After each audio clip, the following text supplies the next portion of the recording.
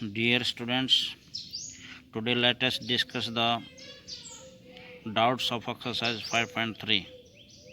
Up to 10th question we have discussed yesterday. Now today we will see this 11th question. What is the statement?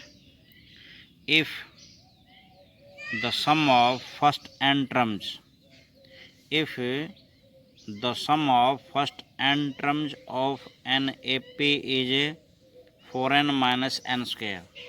This 4n minus n square is what? Sum of first n terms. Sum of first n terms means Sn is given here. How much given it is? 4n minus n square it is. ये दे रखा है. Solution हम कर रहे हैं ये. ठीक है. तो what he is saying now? What is the first term? First term means A is what? What is the sum of two terms? First two terms, S2 also. Sum of first two terms we have to find. Sn is equal to this. Sum of first n term is given. तो n की जगह आप 1 put कर दो. देखो क्या होगा. S1.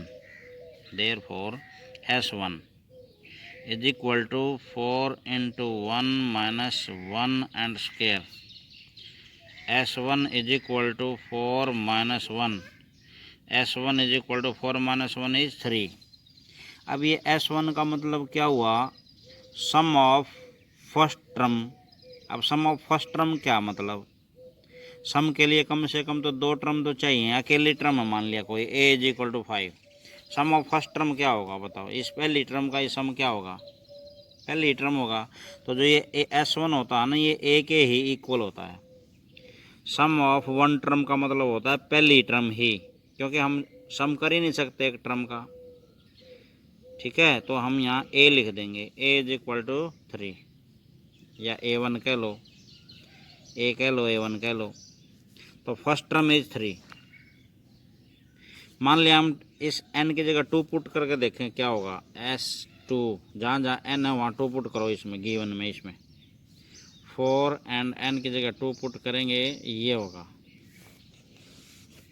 तो क्या हुआ? S2 is equal to 4 into 2 is 8 and 2 square is 4 and S2 is equal to how much है? 4. S2 क्या होता है? Sum of first two terms.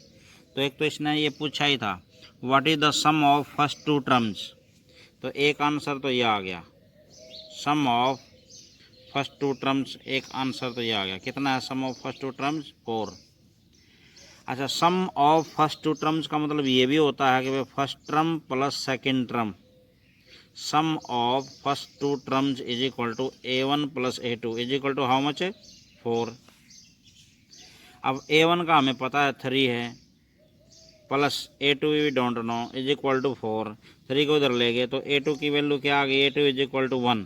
A2 का मतलब क्या है? Second term. अब हमारे पास सेकेंड टर्म भी है, हमारे पास फर्स्ट टर्म भी है.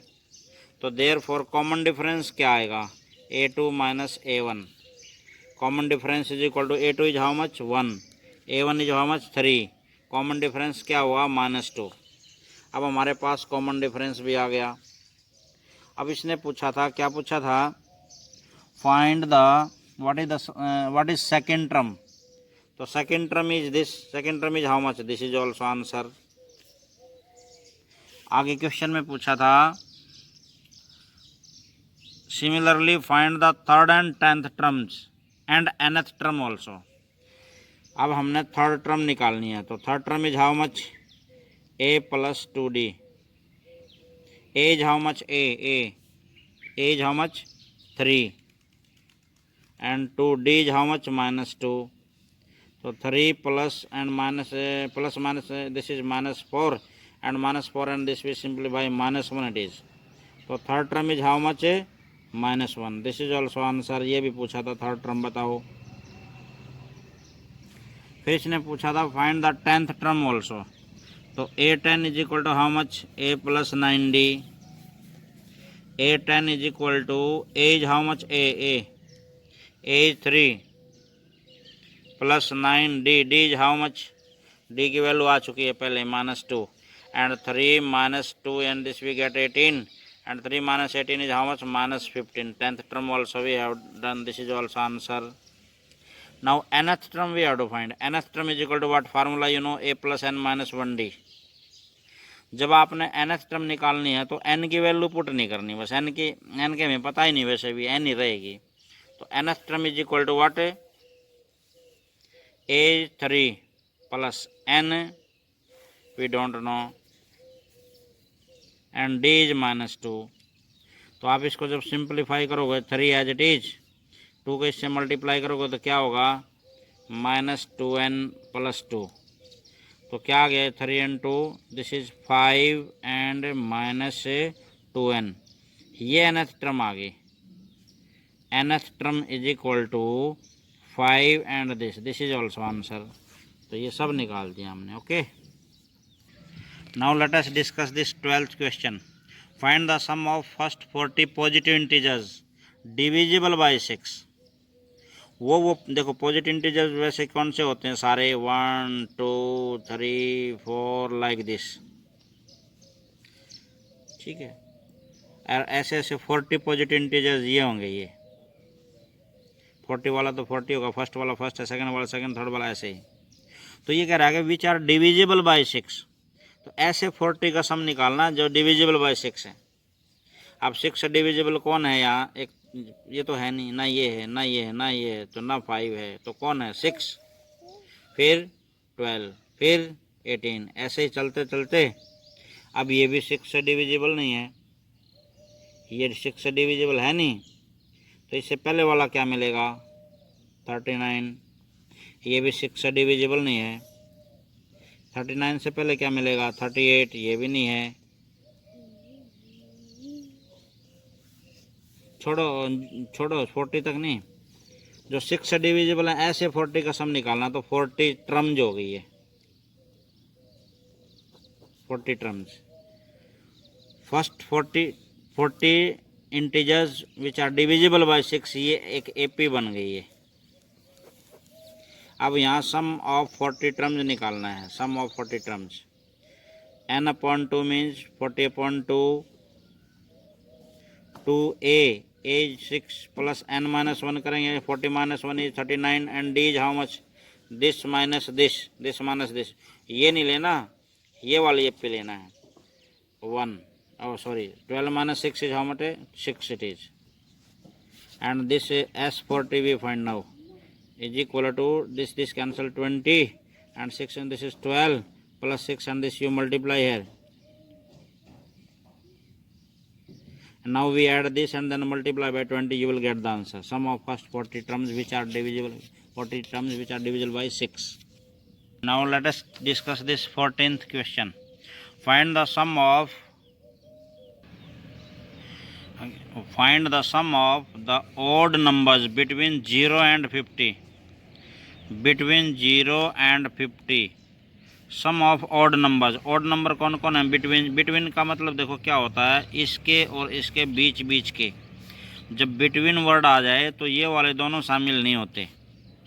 अगर ये आ जाए ना फ्रॉम 0 to 50, फिर इनको भी शामिल करते हैं, पर यहाँ तो बिटवीन है, तो बिटवीन होने से इनको तो वैसे ही छोड़ देंगे. तो इससे आगे ऑड नंबर क्या है? ये तो है नहीं ऑड. 3, फिर 1 3 5 ऐसे. इससे पहले वाला ऑड कौन है? 49. तो ये एक एपी बन गई. ये वाली क्या एपी बन गई? एपी क्या बन गई? AP of odd numbers 1 3 5 and so on, चलते चलते लास्ट वाली है 49. अब हमें ये तो नहीं पता ना ये कितनी टर्म्स हैं, ये कौन सी टर्म है. ये तो 49 तो है ये, लेकिन जैसे ये फर्स्ट टर्म है, चलो सेकंड तो 2 नहीं है ना, थर्ड 3 नहीं है, तो ज़रूरी थोड़ी ये 49th टर्म होगी. तो ये कौन सी टर्म वो निकालना ज़रूरी है. Let nth term is 49. n की वैल्यू ज़रूरी है भाई, ये कितनी टर्म्स हैं, क्योंकि इसके बिना तो हम सम निकाल ही नहीं सकते. n के बिना तो n तो बहुत ज़रूरी चाहिएगा. तो लास्ट टर्म को nth टर्म मान लिया, तो a + n-1d फार्मूला होता है ये, is equal to 49. As how much? 1. n-1 as it is into d is how much? This minus this, d is 2 and d is how much here? 3 - 1 2 it is, and is equal to 49. Firstly we take this one in that side, n minus 1 into 2 is equal to 48 हो जाएगा 1 जाते ही। अब ये 2 जो है ना division में ही भेज दो सीधा ही, तो n माइनस 1 क्या हो गया, n minus 1 is equal to 48 and divide by 2 क्या बन गया ये 24, और 1 को इधर भर दो, n is equal to how much 25, n की वैल्यू आ गई। अब हमने करना है sum of odd numbers between this and this. अब कितनी टर्म्स हैं बीच में 25, तो सम ऑफ एन टर्म्स का फार्मूला क्या होता है n/2 इंटू ए प्लस एल वाला क्यों लगाएंगे, क्योंकि हमें फर्स्ट टर्म का भी पता है और लास्ट टर्म का भी पता है। First term we know, last term we know, तो first term A, last term को एल बोलते हैं एल, तो इसलिए छोटे वाला फार्मूला लगा लेंगे। एन का हम निकाल चुके हैं, N is how much 25, 25/2, first term is how much 1, last term is 49, and now you simplify this, you will get the sum of 25 terms. Now discuss this 15th question. Read the statement carefully. A contract on construction job specifies a penalty for delay of completion beyond a certain date as follows: rupees 200 for first day, penalty means जुर्माना लगता है, and 250 for the second day and 300 for the third day, etc. Penalty for each succeeding day being 50 rupees more than the preceding day. For how much money?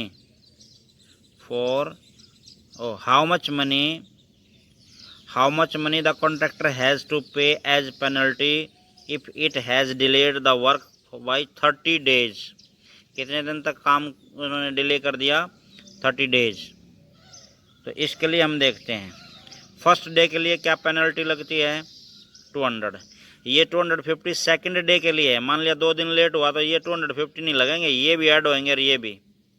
पहले दिन की penalty ये है, मान लिया 1 दिन लेट हुआ तो 200 रुपये लगेंगे, अगर 2 दिन लेट हुआ तो 250, ये 200, ये 450 लगेंगे, मतलब ये जुड़ करके लगेंगे। देखो क्या है, फर्स्ट डे क्या पेनल्टी लगेगी 200, सेकंड डे 250, थर्ड डे ऐसे ऐसे कितने दिन तक लगेगी 30 डेज तक।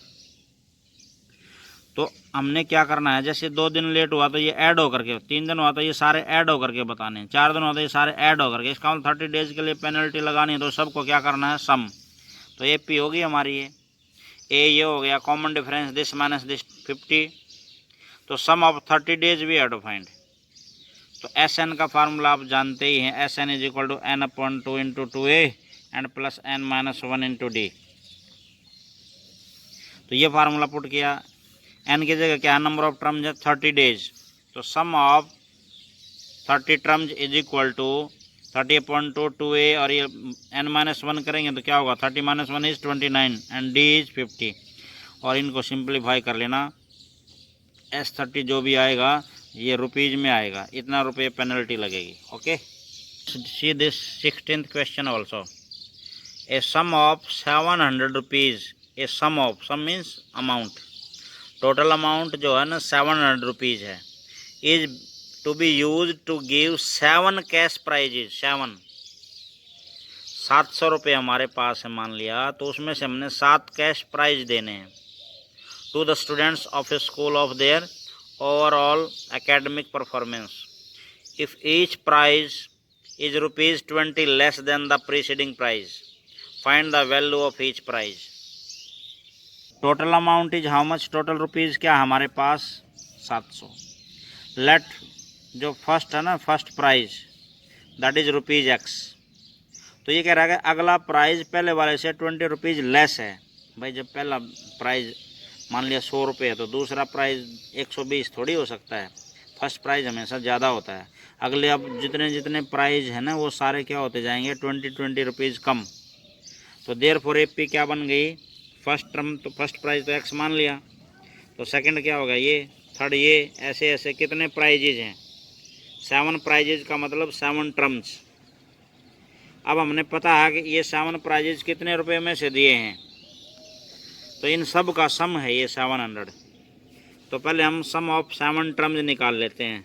सम of 7 terms is equal to 7/2 into 2a, as how much x, plus n-1 क्या हो जाएगा, 7-1 6, एंड d क्या होगा, d देखो d निकालते हैं ना जब, a2 minus a1, a2 minus a1, a2 कितना है x माइनस 20, एंड a1 कितना है जी, a1 x, तो x minus 20 minus x and this cancel, what we get this d, तो d is minus 20 and multiply this, simplify this, you will get this, 2 common ले लिया इनमें से, 2 common लिया तो वो 2 से 2 ये कट के 7 इंटू दिस, 7 को अंदर मल्टीप्लाई कर दे, ये आ गया। ये क्या आया है, सम ऑफ 7 टर्म्स। लेकिन जो सम ऑफ 7 टर्म्स है वो किसके इक्वल है, पहले ही पता है, सारा अमाउंट हमने किस में से दिया है, प्राइस 700, तो इसको हमने 700 के इक्वल पुट कर दिया, यहाँ से एक्स की वैल्यू निकाल ली। एक्स की वैल्यू क्या आ गई, 160। एक्स क्या मानना था, फर्स्ट प्राइज, तो देयर फॉर फर्स्ट प्राइज कितना हुआ, सेकंड प्राइज इसमें से 20 रुपये कम, थर्ड प्राइज फिर 20 कम, ऐसे चलते चलते और सातों प्राइज का जो है ना अमाउंट हमने लिख दिया ऐसे। Okay, now let us read the statement of this 17th question. In A school students thought of planting trees in and around the school. In and around the school, school के चारों तरफ और school की boundary के अंदर अंदर भी जो है ना कुछ पेड़ लगाने की सोची, to reduce the air pollution, हमें पेड़ लगाने भी चाहिए। देखो कितनी अच्छी शिक्षा है। तो स्टूडेंट्स ने जो है ना मीटिंग की खुद ही, and it was decided that, और मीटिंग में ये फैसला हुआ कि number of trees that each section of each class will plant will be same as the class in which they are studying. For example दिया भी है इसने एग्जाम्पल, जैसे सेक्शन है, एक सेक्शन क्लास 1 का, तो वो एक ही पेड़ लगाएगा। सेक्शन जो है ना, एक सेक्शन क्लास 2 का 2 पेड़ लगाएगा, ऐसे चलते जाएंगे 12वीं क्लास तक। And there are 3 section of each class, हर एक क्लास के कितने सेक्शन हैं, 3, A B C। How many trees will be planted by the students. How many trees means total हमने ट्रीज निकालने हैं फिर। तो देखो इस क्वेश्चन को, फर्स्ट क्लास है, second class, third class and so on up to 12th class. तो हर एक क्लास के 3 सेक्शन है, 1 2 3। तो हर एक सेक्शन उतने ही पेड़ लगाएगा जितने वो क्लास में पढ़ते हैं। तो फर्स्ट क्लास में पढ़ते हैं तो हर एक सेक्शन एक लगाएगा, एक बच्चा एक नहीं लगाएगा। हर एक सेक्शन, जैसे सेक्शन ए है वो एक पेड़ लगा देगा, बी भी एक लगा देगा, सी भी एक लगा देगा। तो फर्स्ट क्लास ने टोटल कितने पेड़ लगाए, 3। सेकंड क्लास में, जिस क्लास में वो पढ़ रहे हैं ना, हर एक सेक्शन उतने ही पौधे लगाएगा। तो सेकंड में पढ़ रहे हैं तो हर एक सेक्शन 2 2 2 लगा देगा, थर्ड वाले 3 3 3 लगा देंगे, फोर्थ वाले 4 4 और 12वीं वाले 12 12 12 ऐसे। तो टोटल ये हो गए पौधे। सेकंड क्लास के लिए 6 हो गए, 3 3 6 3 9 हो गए, और ऐसे ये 36 हो गए। टोटल क्लास कितनी है, first class first term, second class second term, third class third term, तो 12th क्लास है तो 12वीं टर्म है। ये पता लग गया हमने, ये कौन सी टर्म है, 12वीं। तो हमने क्या किया, इन सब का सम निकाल लिया। हमने सम निकालना है, सम ऑफ 12 टर्म्स निकालना है। तो क्या करेंगे, सम ऑफ 12 टर्म्स, हम ये फार्मूला लगा देंगे क्योंकि लास्ट टर्म का हमें पता है 36 और फर्स्ट टर्म का भी पता है। तो इसलिए sum of n term is equal to n/2, ये हम फार्मूला जानते हैं। तो n की जगह 12 क्यों भरा, क्योंकि नंबर ऑफ टर्म्स 12 हैं। First second class third class, तो 12th क्लास तो ये 12th टर्म हुई ना, 12th टर्म होगी ना ये। तो इसलिए ये निकाल दिया, और ये इतने पेड़ लगाएंगे वो स्टूडेंट। बिल्कुल ईजी है और बहुत ही अच्छा क्वेश्चन है।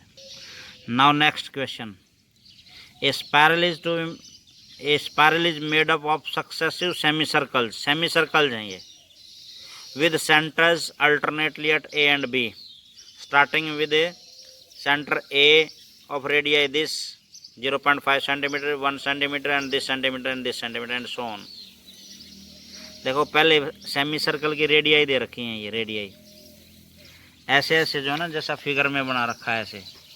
जैसे ये एक सेमी सर्कल बनाया, फिर ये सेमी सर्कल बनाया, फिर ये वाला ऐसे।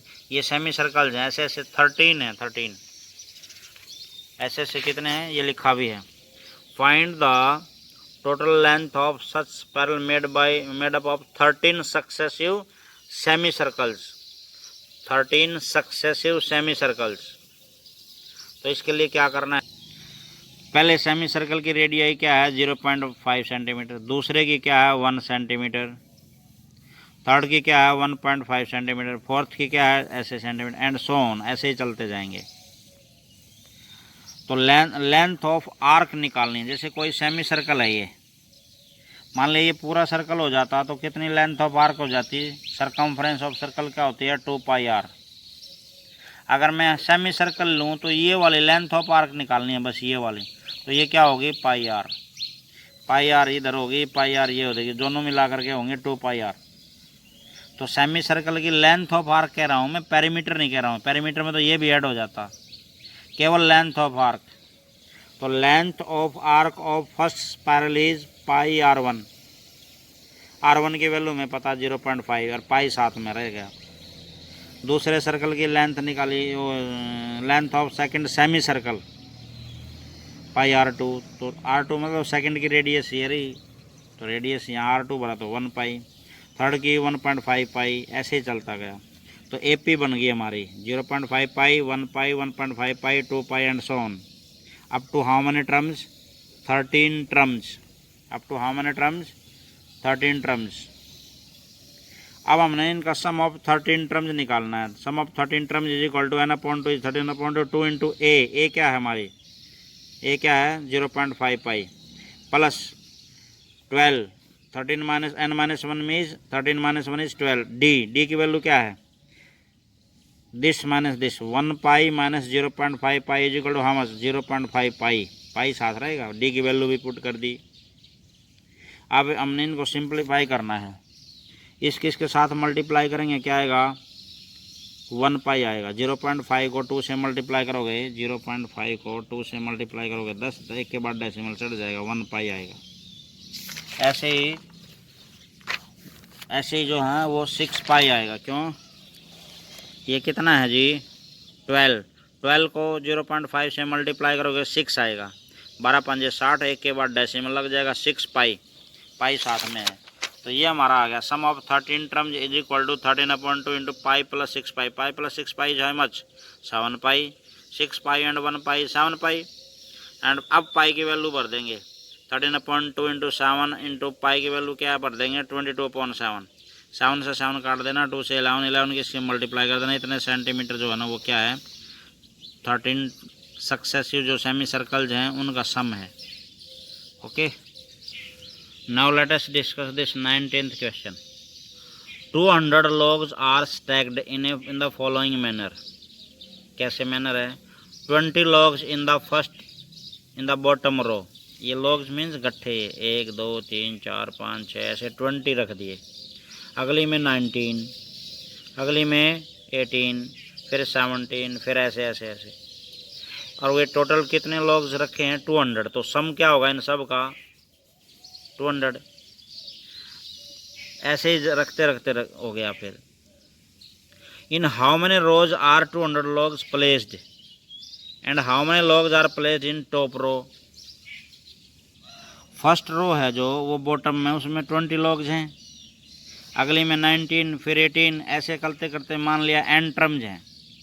Late there are n rows, इसने कहा ना how many rows are there, और सम ऑफ n टर्म सारी जो टोटल सम है वो कितना है 200 logs दे रखा है इसने।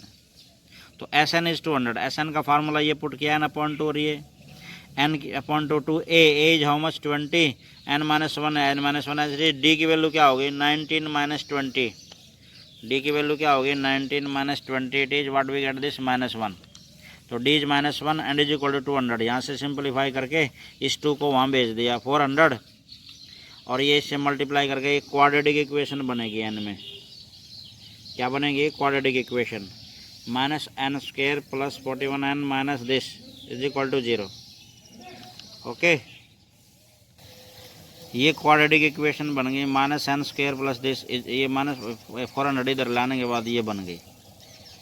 अब ये माइनस अच्छा नहीं लगता, थ्रो आउट माइनस कॉमन ले लो, सबके साइन बदल दो, दिस इम्प्लाइज n², ये माइनस हो जाएगा। ये क्वाड्रेटिक इक्वेशन किस में बन गई n में, वेरिएबल कौन है यहाँ एन, तो एन की वैल्यू निकलेंगी N is equal to minus B plus minus B square minus 4ac divide by 2a। Shridharacharya formula लगा लिया और ऐसे इसको बी की वैल्यू यहाँ से -41 पुट की, ए सी की वैल्यू भी यहाँ रख ली और ये सिंप्लीफाई किया तो ये आ गया। 41 का स्क्वायर करेंगे तो माइनस माइनस प्लस हो जाएगा 1681 और ये मल्टीप्लाई करेंगे तो 1600, इसमें से एक सब्ट्रैक्ट करके और ये रूट 81 आ गया। 81 का रूट 9 होता है, तो n की वैल्यू ये 2 आ गई। कौन कौन, एक तो आ गई 25 और एक आ गई 16। 25 तो हो नहीं सकती, क्यों नहीं हो सकती 25? देखियो अगर इसमें 20 हैं, इसमें 19 है, फिर ये 18 है, चलते चलते लास्ट वाले में एक ही आ सकता है बस। तो ये टोटल कितनी हो सकती हैं लाइन? 20 से ज़्यादा तो लाइन हो नहीं सकती, ठीक है। इसलिए 25 तो फेल हो गया। तो कितनी नंबर ऑफ टर्म्स रहेगा? नंबर ऑफ रोज रहेंगी 16। क्या 16? तो ये कह रहा है कि जो नंबर ऑफ रोज 16 है,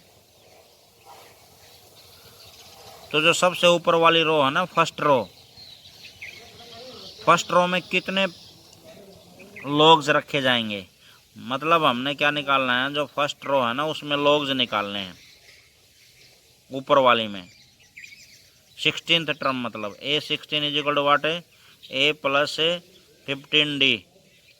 ए इज वाट, ए क्या फर्स्ट टर्म क्या हमारी 20, AP में 20 है। a16 is equal to 20 and plus 15 minus D की वैल्यू -1 थी, तो यह आ जाएगा 20 minus 15 and is equal to 5।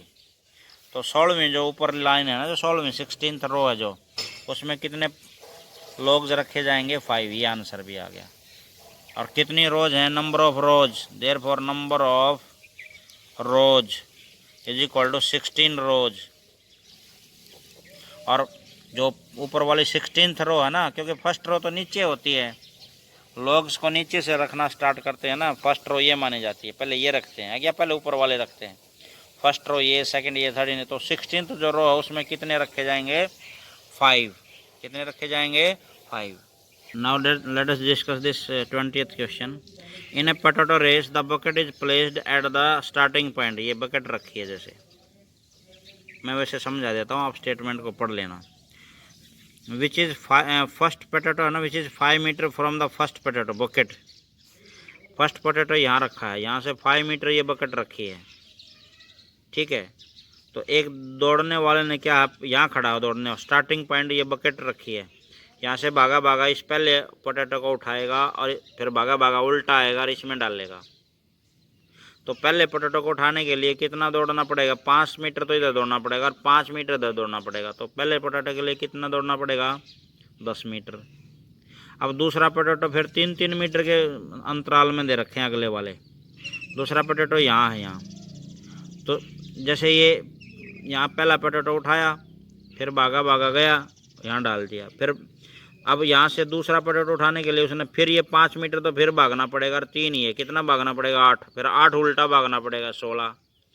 फिर अगला पोटैटो उठाने के लिए क्या करेंगे? 5 और 3 8 और 3 11, तो ये भागना पड़ेगा ऐसे, 5 और 3 8 है, ये भागना पड़ेगा, 8 और 3 11, 11 फिर उल्टा भागना पड़ेगा, 22 हो जाएगा। ये उठाने के लिए 22 भाग, ऐसे एक AP बन जाएगी। क्या AP बनेगी? Distance covered for first potato is 10 metre. Distance covered by second potato is 16 metre. Third के लिए 22, तो ये एक AP बन गई, 10 16 22 एंड सो ऑन। और टर्म्स कितनी है? टोटल कितने पोटैटो उठाने हैं उसने? 10। तो 10 टर्म्स होगी ऐसी ऐसी। पहले पोटैटो के लिए 10 मीटर भागना पड़ेगा, दूसरे के लिए, तीसरे के लिए, तो 10 पोटैटोज हैं। तो सम ऑफ 10 टर्म्स निकालना है, टोटल कितना भागना पड़ा ये पूछा है। तो सम ऑफ 10 टर्म्स निकालना है। n/2 2a plus n -1, n is how much here 10, और n-1 क्या हो जाएगा यहाँ? 9। d की वैल्यू क्या है? This minus this, d is 6, और sum of first 10 term is this. तो टोटल कितना दौड़ना पड़ेगा 10 आलुओं के लिए? 370 मीटर, 370 मीटर। ओके।